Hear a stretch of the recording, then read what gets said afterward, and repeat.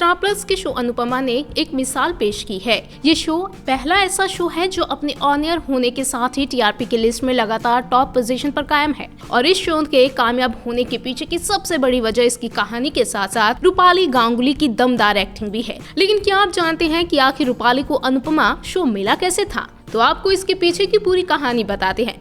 आपको जानकर हैरानी होगी कि अनुपमा के लिए मेकर्स की पहली पसंद रूपाली गांगुली नहीं थी, बल्कि रूपाली से पहले अनुपमा बनने का मौका कई एक्ट्रेसेस को मिला था। लेकिन सभी ने किसी न किसी कारण की वजह से राजन शाही के इस शो को ठुकरा दिया था।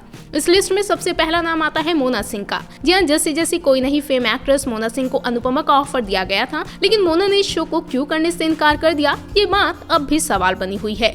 मोना के बाद इस शो का ऑफर मिला था एक्ट्रेस गौरी प्रधान को। गौरी ने अनुपमा के लिए स्क्रीन टेस्ट तक दे दिया था, लेकिन फिर मेकर्स को अनुपमा के लिए गौरी अनफिट लगी। सिर्फ यही नहीं, बल्कि मेकर्स ने तो साक्षी तंवर को भी शो के लिए अप्रोच किया था, लेकिन खबरों की माने तो साक्षी अपने दूसरे प्रोजेक्ट्स की वजह से शो का हिस्सा नहीं बन पाई थी। इन सब के अलावा अनुपमा को करने का मौका एक्ट्रेस जूही परमार को भी मिला, लेकिन उस वक्त जूही के पास एक और शो करने का ऑफर था। लिहाजा जूही ने अनुपमा ना करने के बजाय दूसरे शो को करने का फैसला किया। सिर्फ यही नहीं, बल्कि एक्ट्रेस श्वेता साल्वे के पास जब शो का ऑफर गया तो वो राजी भी हो गई थी। यहाँ तक कि उन्होंने तो अनुपमा के लिए स्क्रीन टेस्ट तक दे दिया था और वो सिलेक्ट भी हो गई थी। लेकिन बात अटकी फाइनेंशियल रीजंस पर आकर। इन सभी एक्ट्रेसेस के अलावा एक्ट्रेस श्वेता तिवारी को भी मेकर्स शो में अनुपमा के लिए लेना चाहते थे, लेकिन श्वेता किसी और कमिटमेंट्स की वजह से शो को ज्वाइन नहीं कर पाई। और जब इन सभी एक्ट्रेसेस से मेकर्स के हाथ निराशा लगी तो अंत में अनुपमा का रोल मिला रूपाली गांगुली को, जिन्होंने इस किरदार को ऐसा निभाया है कि आने वाले कई सालों तक रूपाली अनुपमा के रूप में ही पहचानी जाने वाली है।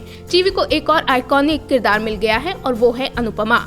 वेल, देखा जाए तो रूपाली ने इस किरदार को इतने बेहतरीन तरीके से निभाया है कि किसी और एक्टर को इस रोल में इमेजिन करना भी अब मुश्किल हो चुका है। वैसे आप बताइए, अगर रूपाली अनुपमा शो में नहीं होती तो अनुपमा के किरदार को कौन सी एक्ट्रेस बेहतरीन तरीके से निभा सकती थी? शेयर कीजिए अपनी राय नीचे कमेंट सेक्शन में।